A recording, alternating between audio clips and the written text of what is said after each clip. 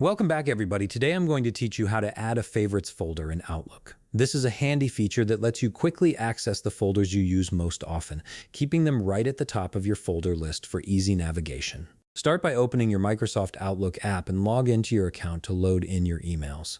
Once you've signed in, give it a moment to fully load your inbox and all your folders. This ensures everything is synced and ready for you to work with. Once your email has been loaded, we can begin adding folders to your favorites section. Navigate to your inbox pane on the left side of your screen. This is where all your folders are listed, from your main inbox to any custom folders you've created for organizing your emails. Take a moment to locate the specific folder you wish to add to your favorites section. This could be a project folder, a client folder, or any other folder you access regularly and want quick access to. When you've found the folder you want to add, right-click on it. This will bring up a context menu with several options for managing that folder. From this context menu, simply select Add to Favorites.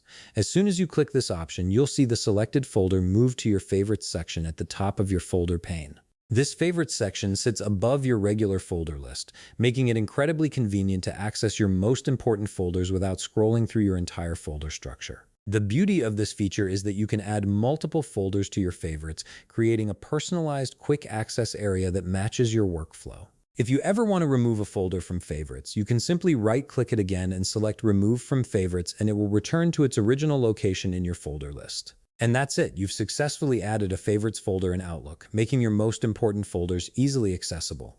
If you found this video helpful, please leave a like, subscribe, and see you in the next video.